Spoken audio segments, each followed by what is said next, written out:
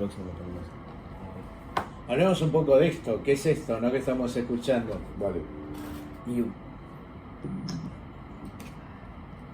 ¿Qué es lo que estamos oyendo? ¿Qué es lo que estamos oyendo? Pubis Angelical. Esta es la claro. banda de sonido elegida justamente por acá el señor Soto. Muy linda música La banda de sonido de Charlie, de la película del libro de Manuel Puig, que dirigió Miguel Torres, si yo no me acuerdo mal, que compuso Charly García en el año 82, y que yo le contaba a Facu. Yo recuerdo ese disco, porque ese disco era un disco de pasta redondo, era un disco doble, en el cual habían traído, por un lado, como si fuera un álbum doble, que no lo era. De un lado estaba Pubis Angelical y de otro lado estaba Yendo de la Cama al Living. Nunca se entendió bien. Yo después leí, a lo mejor vos que también sos de alguna manera un especialista en García, lo sabés. Nunca se entendió bien la razón artística, estética, de que él haya juntado una banda de sonido con un disco que era extraordinario, porque Yendo de la Cama al Living era extraordinario, se sostenía solo, digo, o sea, no es que necesitaba una banda de sonido pegada. Yo no sé cuál fue la idea de juntarlos. No sé cuál es la idea de que hayan salido juntos, porque aparte son como muy disímiles, ¿no? Nada que ver.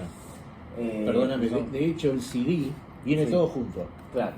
Entonces vos, para poder escuchar Yendo a la Cama al Living, tenés que irte al tema 21, claro. Encima son todos temas cortos. Sí, yo creo que es una genialidad este disco, es una genialidad. Totalmente instrumental. Totalmente. Charlie en esa época hablaba de música a lo Pink Floyd criollo o tango a lo Pink Floyd, decía, ¿no? Había un chiste que era yo Pink Floyd. Claro. Y tiene una sensibilidad, una mezcla de música clásica con los teclados, con el mini moog y los sintetizadores, que es conmovedor. Yo es un disco que escucho con frecuencia y que lo escuché por primera vez en la época, lo compré en el momento, estaba con un amigo en la primaria, quinto, sexto grado, y no envejece, es un disco alucinante, ¿no? Creo que Charlie ahí muestra bien esa faceta como músico, ¿no? Músico sin canciones. Sí, sí. Yo hubiera perdido como en la guerra el juego al que sometieron la otra vez a un músico que no recuerdo el nombre, muy conocido, Jack White. A Jack White le ponían un segundo de un tema de los Beatles ¿Cuál era? y lo sacaban. Yo estaba escuchando hacía un rato esos sonidos medio celestiales y digo, ¿qué carajo es esto que no suena tanto? Y escuchamos cuando, un rato largo escuchamos.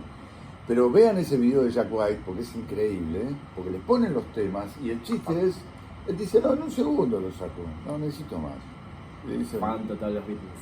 Dicen, no, mami. Y efectivamente, arranca el tema y les dicen, le ponen hasta 3 segundos, pero lo sacan alto. Uno solo dice, se queda un poco y después lo suelta.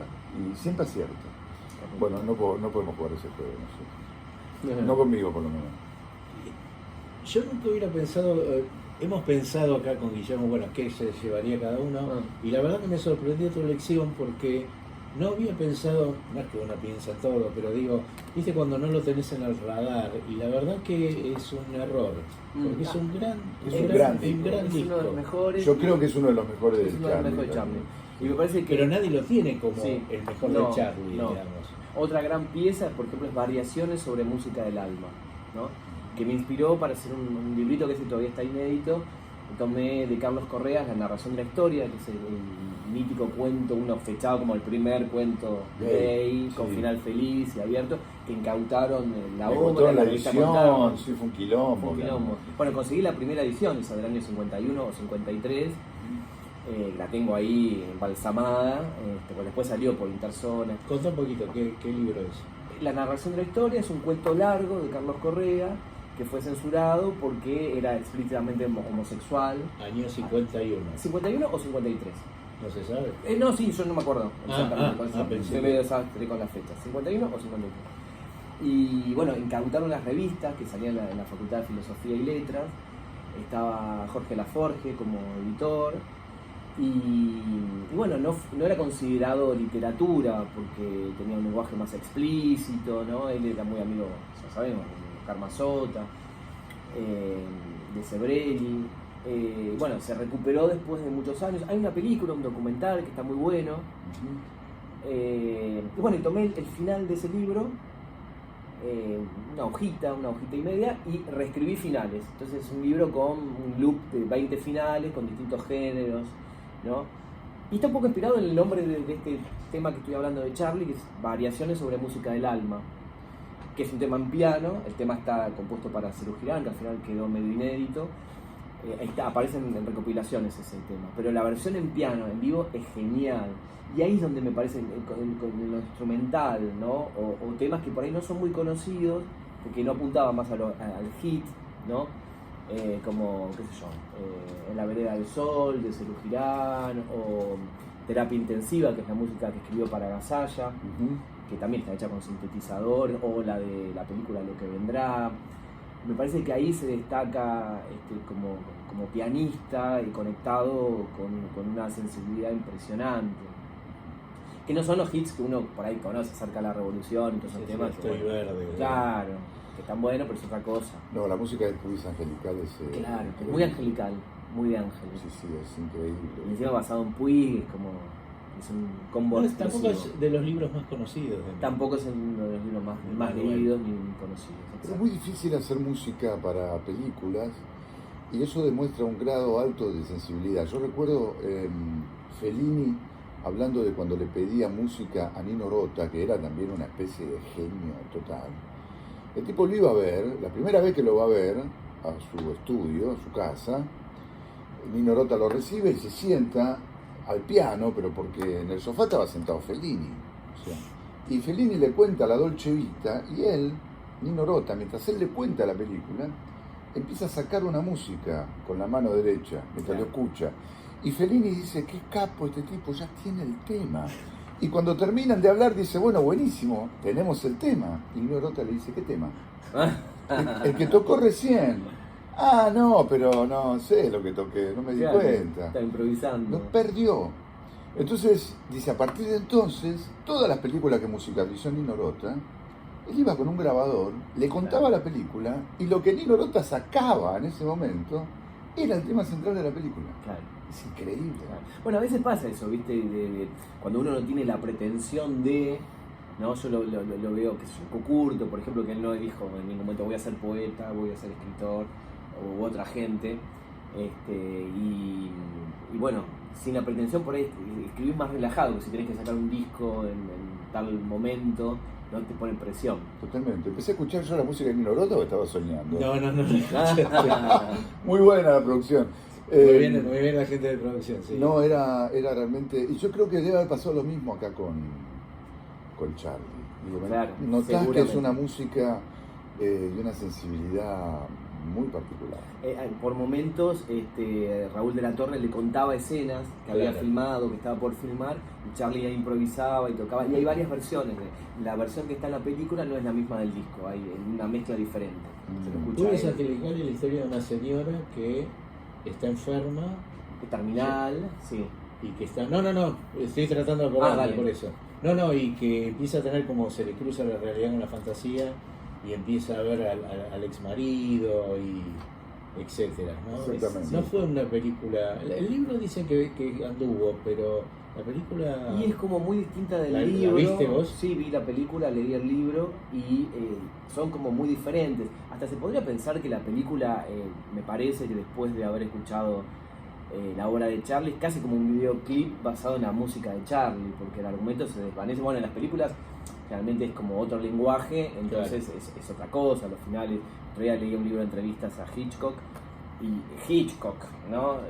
Cambiaba los finales, está bien, estaba Hollywood de por medio, pero había finales que no se podían hacer, no podía morir el protagonista ni siquiera al final de la película, entonces tenían que poner otro final. Entonces hay como otro lenguaje y hay una desvirtuación, digamos, o un cambio muy grande entre lo literario y lo cinematográfico, ¿no?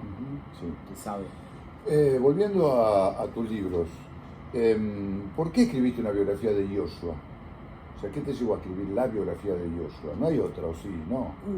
¿Otra biografía de Joshua? No. Sí, la única. La única. Sí. Bueno, porque me parece que era muy transgresor sin pretenderlo, era muy punk, y me parece que eso está bueno, digamos, que no se perdiera. Muy underground, no era muy bien recibido en el ambiente literario, inclusive en las lecturas. Él iba como podía, ¿no? Entonces, y como le gustaba, su onda era pantalón de gimnasia, una pierna subida, gorrita.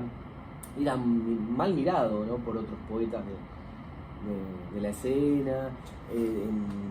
Un editor me contaba que lo escuchó en una lectura y a Giorgio le interesaba todo lo que tenga que ver con el arte, como que su vida estaba desbordada por el arte y hacía performance. Entonces se empezó a cortar en escena y había leído un poema donde contaba que tenía HIV/SIDA en los 90 y caminaba entre el público. Muy extremo, demasiado. Re extremo, por eso muy punk. Bueno, y este editor me contaba que dejó después de esa lectura de ir a escuchar recital de poesía por un tiempo con la novia porque quedó muy impresionado, sí, ¿no? sí. Entonces digo, esto no se tiene que perder, en algún lugar tiene que estar. Yo lo conocí y tengo charlas grabadas con él, también en video. Esto que vos contabas de alguna manera también lo hice. Le puse la cámara y lo dejé hablando, le tengo todo negro, se ve, pero el audio se rescata. Tira mierda para todo el mundo, como que en algún punto es totalmente incorrecto, ¿no? A lo último estaba mal, porque tuvo una situación de calle, entonces muy complicada su vida. ¿Por eso lo vinculás a Oscar Wilde? En parte también, digamos, una vida muy turbulenta, una vida creativa, ¿no? Digo, teniendo en cuenta que Oscar Wilde terminó preso, claro, detenido por tener una relación gay en una época en que, bueno, obviamente... Sí, en ese punto por ahí los veo como antagónicos, ¿no? Oscar Wilde siempre como más recatado, más metafórico, excepto Teleny, que es un libro explícitamente porno, que creo que no sé si... Yo no lo encuentro en la prosa de Oscar Wilde, ahí tengo mis dudas. Yo creo que sí. Todavía nadie aseguró que es suyo. Claro, sí. Claro. Pero cuando él se defendió en el juicio, Ese libro es genial. Puso la cara, digo, o sea, no es que... Sí, ese libro, por ejemplo, también estamos, ¿no? Como literatura hecha sin pretensión de ser literatura. Tengo la primera edición, la de Jorge Álvarez, divina, la toco con cuidado. ¿De cuál libro decís? En la desgrabación, no me acuerdo el nombre, está la cara de él. De los procesos. Los procesos del juicio. La ironía que tenía en la oralidad, ¿no? Bueno, no estoy diciendo nada nuevo, pero sigo fascinado con esos juegos de palabras, que Charlie también tiene mucho de eso. Bueno, el fantasma de Canterville, ¿no? Un tema inspirado en Oscar Wilde. Y... Sí, las respuestas de Wilde eran increíbles. Eran increíbles, y en un contexto de juicio, y uno lo lee como una obra artística. Sí, ¿no? sí. Es eso el libro, esas transcripciones de un juicio en un lugar asqueroso, de lo jurídico, y aburrido, y qué sé yo. Sí, lo convierte en otra cosa. Bello y divino. Y en ese punto, Giorgio era lo opuesto, era directo, punk, usando palabras incorrectas y qué sé yo. Pero me parece esto que decía Soda Stereo, ¿no? Lo que para arriba es excéntrico, para abajo es ridiculez. En algún punto estos extremos me parece que se juntan, ¿no? Este glamour de Oscar Wilde y la pobreza de Giorgio, de haber dormido en el banco de la Plaza de Once, tener que haber, era en una época trabajador sexual. Y todo eso está en su obra, muy fuerte, muy punk, ¿no? Porque hay que leer a un tipo que vivió todo eso. A mí me hace pensar en otro punto de contacto, que es esto que me contabas de que armaban un libro entre varios y no le gustaba a nadie, salvo sus propios textos. Sí. Y me acuerdo de Oscar Wilde entrando a Estados Unidos y le preguntan, ¿tiene algo que declarar? Y él dice, sí, mi genio. Es verdad. En ese punto como en ese que punto se parece, confluyen. ¿no? Claro, sí, bueno, el narcisismo, ¿no? Y Dorian Gray también, un gran narcisista, ¿no? Sí. Bueno, sí, es el mito. Es el mito. Es casi como la actualización del mito del narcisismo. Claro. Sí, ¿Hacemos una pausa? Da. Poné otro tema. Mira, acá lo tenés a